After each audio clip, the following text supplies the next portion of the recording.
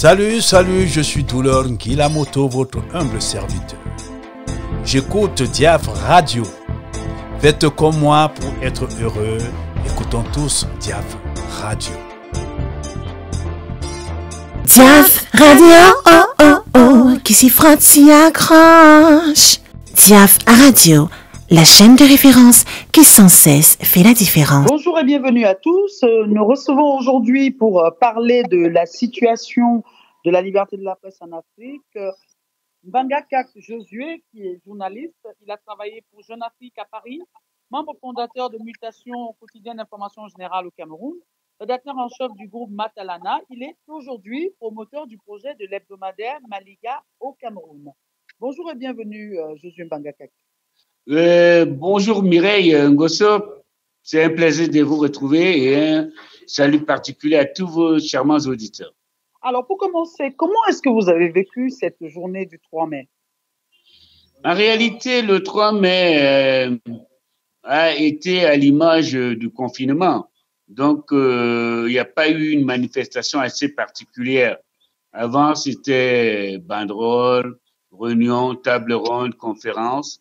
Mais cette fois-ci, nous avons été assez réduits au service minimum, comme disent les syndicalistes. Et sur le plan personnel, est-ce que vous avez fait quelque chose, peut-être dans le cadre de la sensibilisation? Est-ce que vous avez fait quelque chose? Oui, sur le plan personnel, il y a eu beaucoup de confrères qui m'ont sur le continent pour donner un point de vue sur la liberté de la presse sur le continent. Donc, j'ai fait quelques rappels historiques.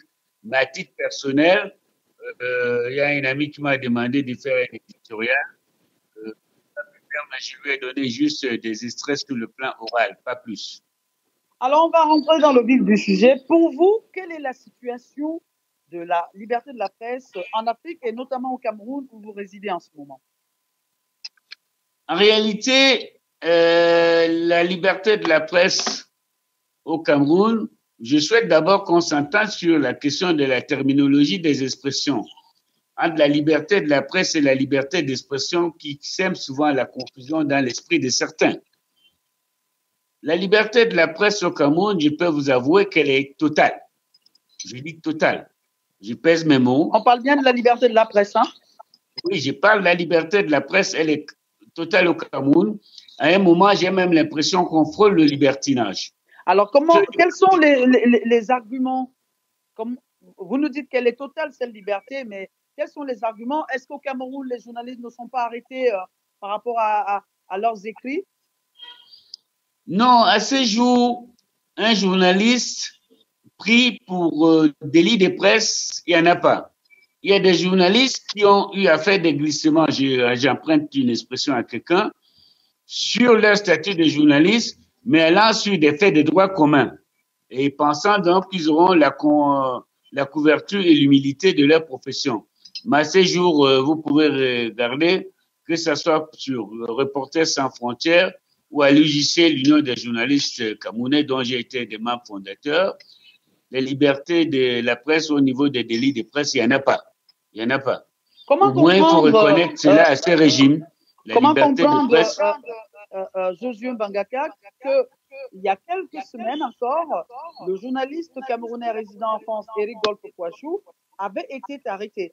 Quand vous parlez de liberté de la presse totale, comment on comprend cette arrestation-là? Bon, d'abord, c'est vous qui me l'apprenez. Je ne sais pas les motifs pour lesquels il a été pris et l'article pour lequel, ayant, je sais pas, un audiovisuel, en pièce cybernétique ou un audiovisuel, l'article mis en question. Je ne peux pas me permettre de parler d'un sujet pour lequel je n'ai pas autorité. Alors, est-ce que déjà, je n'ai pas eu l'impression que ce monsieur fait partie de la shortlist des journalistes pour lequel au Cameroun, on connaît ceux qui font du métier. Vous voulez nous dire qu'au Cameroun aujourd'hui, aucun journaliste n'est menacé par rapport à ses écrits? Menacé, oui. Menacé, oui, mais vous savez, il y a des lobbies, des groupes de pression. déjà même la pression au niveau familial et même amical. S'il te plaît, ne fais pas ceci, ça va créer cela. Les pressions, on en subit tous les jours. Et moi, j'ai toujours ma devise, je ne subis aucune pression en dehors de la pression atmosphérique. Les pressions, on en subit. Mais que ça soit, je crois que la dernière sortie, c'était peut-être mon frère et ami Aman Mana et Séverin Chouke, qui ont eu juste des messieurs, si tu veux, si vous voulez bien, Madame Mireille Ngosso, qui ont eu des menaces sur le point de la question de si vous voulez, de secret défense. Parce que nous aussi, il y a un problème de ne pas traverser les lignes jaunes. Parce que lorsqu'on arrive aux lignes rouges, il y a de fortes chances qu'on puisse subir les affres des pouvoirs publics. Est-ce qu'on ne pourrait pas penser que vous êtes dans une sorte de consensus opératoire, c'est-à-dire qu'effectivement, parce que vous vivez au Cameroun, vous avez une certaine crainte, une certaine peur et que... Non, pas du tout. Je vous mets au défi. Si vous me citez un journaliste professionnel exerçant son métier au quotidien, que ce soit le très sérieux journal Mutation, que ce soit Le Jour, que ce soit le quotidien Messager, Nouvelle Expression, que ce soit dans la radio et télévision Equinox, que ce soit Canal 2, que ce soit les professionnels, s'il y a quelqu'un qui est en délit de presse, vous me le donnez. Ça, je vous mets au défi. On va y revenir. Alors, je vais vous dire que dans la corporation, on est tous unanimes que ce régime a d'autres bavures, mais pas sur la liberté de presse. Alors, comment est-ce que vous commentez le classement qui a été fait récemment par Reporters sans frontières? Dans ce classement, le Cameroun arrive à la 40e place en Afrique et à la 134e place dans le monde. Vous savez, les classements comme ceux-là sont assez souvent discutables. Parce que lorsqu'ils sont étayés par des cas, si vous citez ces cas et vous alignez à côté du classement des cas qui sont, si vous voulez, prêts à confusion, on peut en parler. Moi, je n'ai pas, à ma connaissance, parce que du haut de presque 38 ans de métier, presque bientôt 40, j'ai connu le régime Ahidjo, j'ai connu le régime Biya, j'ai connu la chape de plomb du régime Ahidjo, où il n'y avait que des journaux de faits divers. J'ai connu ce régime au début des années 80. J'ai connu le boom des médias au début des années 90. Je vous assure qu'il y a des fois, nous avons ici le CNC, qui est le Conseil national de la communication, qui, parfois, décide de retrait, d'agrément, de suspension des journalistes et des médias. Les journaux continuent à apparaître. Le vrai problème ici, c'est que la plupart des journaux et autres médias appartiennent à des groupes de pression assez puissants qui sont que, bon, à un moment, le CNC ne devient qu'une coquille vide. Mais personne aujourd'hui, je peux vous le dire, s'il y en avait, on serait en train d'en parler, qui me cite un journaliste professionnel, chevronné, réputé, qui a été pris en flagrant délit. Qu'est-ce que vous entendez par réputé ou chevronné? Bon, vous savez bien au Cameroun, vous avez ce qu'on appelle les journalistes du Hilton, c'est-à-dire des journalistes à l'apparition irrégulière et qui s'en vont jusqu'à fouiller dans les, si vous voulez, les culottes de la dame de telle et sortent des canons des 5W plus H, la démonstration de who, where, what, when and how. Vous êtes dans l'insulte ou la diffamation. Mais l'exercice métier, je peux vous dire, les yeux dans les yeux, qu'il n'y en a pas au Cameroun en ce moment.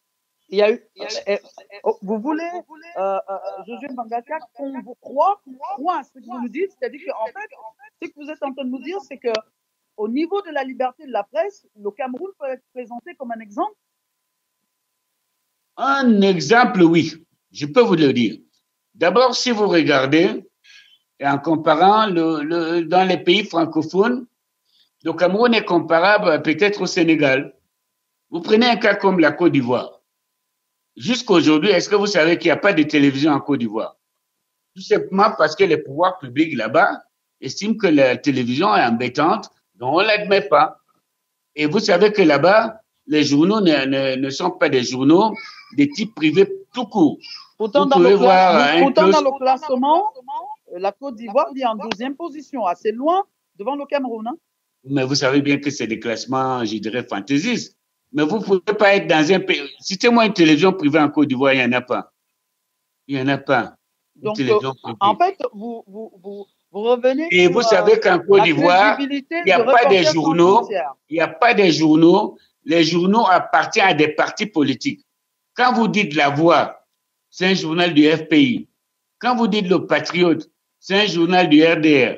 Quand vous dites Nord-Sud, c'est un journal pro-Soro. Quand vous dites Les Courriers Électro, c'est le journal pré-Bédier. C'est-à-dire, c'est des journaux clairement qui sont comme l'Action au Cameroun, qui est un journal du RDPC. Ça n'existe pas des journaux pro, c'est pas moi, parti au pouvoir ou opposition? Il y en a pro, mais pas comme des organes annexes. La Voix, c'est un journal du FPI. La Voix, c'est un journal du FPI. La Voix, c'est-à-dire, c'est comme... C'est le cas de l'Action au Cameroun. Comme l'Action. L'Action, c'est un journal du RDPC. Mais on peut soupçonner le Messager ou la Nouvelle Expression comme étant des lobbies tels, mais ce n'est pas les organes annexes de ces partis-là. Au Gabon, on a connu cela à l'époque du père Mbabé Solo et tous les autres. Tu avais le bûcheron qui était très proche du mouvement de renaissance du Gabon, les bûcherons. Mais au Cameroun, tu ne peux pas dire que Mutation est processive. Le jour peut être proche d'un certain Maurice Kamto, mais sans être un organe annexe du MRC. Vous voyez la différence? Sauf si, vous voyez un peu la différence. Il peut être pro, il y a eu un problème récemment avec Le Jour et Equinox, des médias qui avaient été indexés par le ministre Atangandji. Pour vous aussi, c'est pas une façon c'est pas une atteinte à la liberté de la presse au Cameroun? Ils ont été indexés, mais Sonex, so what? Il n'y a pas eu de procès. Indexé, c'est-à-dire on est resté dans un gentleman agreement. Vous savez bien qu'au Bénin, pendant qu'on y parle, il y a 24 heures, un journaliste venait d'être condamné. Au Cameroun, il n'y en a pas. Dans le cadre. C'est-à-dire que mon ami Aman et Séverin Tunke, qui sont des amis, avec qui je partage un certain nombre de choses en privé, on cause, on discute sur le plan professionnel, mais quand ils prennent une position, les pouvoirs publics, que ce soit le MINAT, le ministre de l'administration territoriale, l'équivalence du ministre de l'Intérieur au Cameroun, ou le ministre de la Communication, peut tirer la sonnette d'alarme et essayer de faire une sorte de rappel. Mais il n'y a pas de procès pour lesquels ils se retrouvent en prison. Je mets quiconque au défi. Je remonte même pour la petite histoire. L'affaire Ndiaye lors de la Coupe du Cameroun, à l'époque où le Pius Ndiaye, qui était un ami, paix à son âme, il a dit que le président Biya a eu un malaise pendant la pause à la mi-temps lorsqu'il est allé dans le box VIP. Mais c'est-à-dire que par la suite, il a dit, mais il n'a pas démontré qu'il y a eu véritablement un malaise. Donc forcément, au Cameroun, à ces jours, je mets quiconque au défi. J'ai pas envie de faire de la militance. Lorsqu'on a eu à faire la carrière qu'on a eu à faire comme la mienne, on aboutit même à la limite à l'anarchie. C'est vrai qu'on a de la peine à vous croire, mais moi, ce que je voudrais... Bon, moi, je vous remets au défi. Si vous me citez un professionnel exerçant son métier au Cameroun, qui est dans les geôles, les pressions, je vous dis, les pressions, c'est quotidien. Les pressions, c'est au quotidien. Si vous voulez pas subir des pressions dans ces métiers, il vaut mieux renoncer. Paul Chouta est aujourd'hui emprisonné au Cameroun. Pour vous, c'est pas un journaliste? Qui ça? Paul Chouta. Peine à me retrouver. Alors, il y a un confrère qui s'appelle Paul Chouta, effectivement, qui a été emprisonné, qui est toujours en prison au Cameroun. Pour vous, c'est pas un journaliste?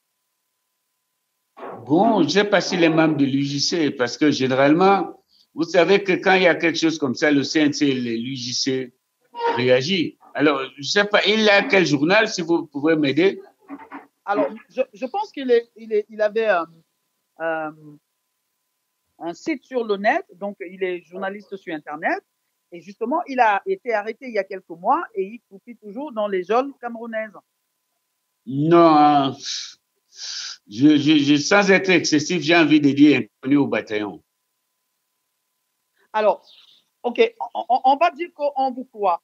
Donc, vous voulez nous dire aujourd'hui que si un journaliste camerounais venait à parler de la situation dans la zone anglophone, ce serait sans crainte?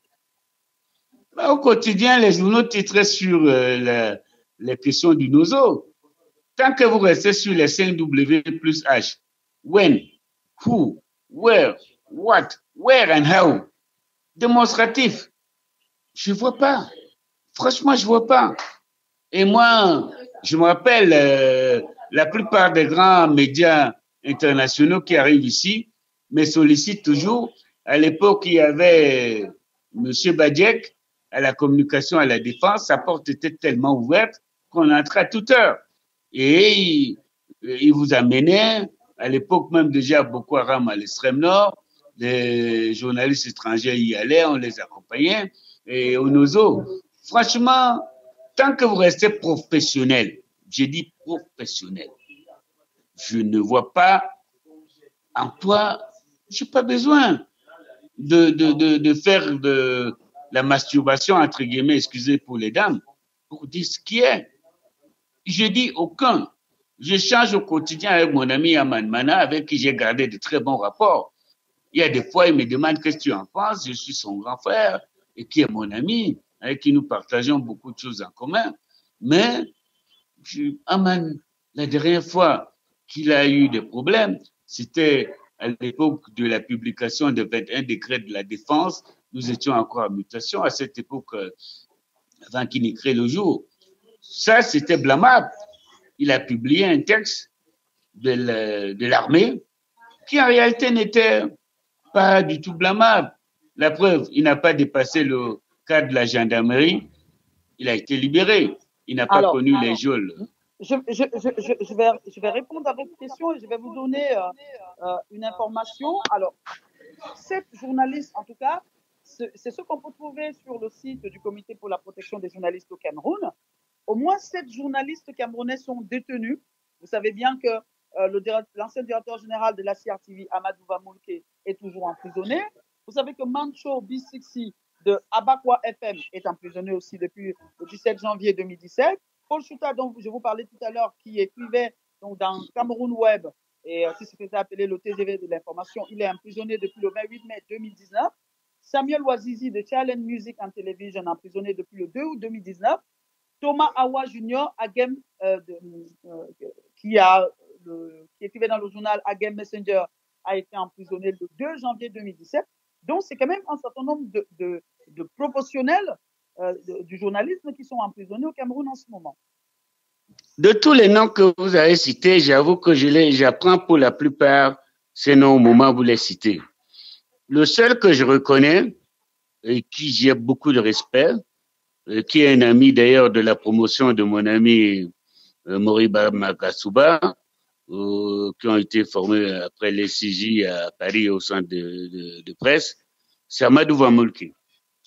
Amadou Vamoulke, qui a été longtemps directeur général de la CRTV, à ces jours, est pris dans le cadre de l'opération dite Épervier, qui gère plutôt les questions de faute de gestion.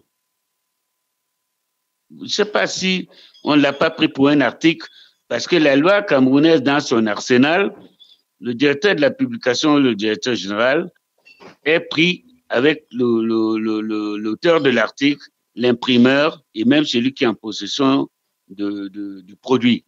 Mais Monsieur Vamoulke, si vous me dites... C'est pas pour autant qu'ils ne sont pas emprisonnés dans le cadre de leur travail de journaliste. Non. Pour le cadre de mon frère et ami Monsieur Vamoulke, c'est dans le cadre de ce qu'ils appellent faute de gestion en sa qualité de manager de la CRTV. Ce n'est pas une question de liberté de presse. Mireille, avec tout le respect, si vous me donnez l'article qui l'a conduit... On a bien compris, et pour les autres? Les autres, j'apprends leurs noms là, en sachant qu'ils sont dans le métier. Je ne peux pas me permettre. Je suis assez, sans être élitiste ni sélectif, Vraiment, j'apprends ceux-là là, maintenant qui sont dans le métier. D'accord. On va vous remercier. On va terminer avec une dernière question, Julien Bangakak. Si on a bien compris ce que vous avez dit, le Cameroun est un modèle. Il fallait regarder d'un certain œil le classement qui est fait par Reporters sans frontières. Alors maintenant, pour vous justement, on termine par cette question. Quelle est la situation au niveau de l'Afrique? Est-ce que vous pensez que sur le plan africain, on peut aussi, il y a plusieurs pays qui se rapprochent, puisque déjà dans ce classement-là, la Namibie est le premier pays. Est-ce que vous pensez que dans plusieurs pays africains, la situation est la même qu'au Cameroun?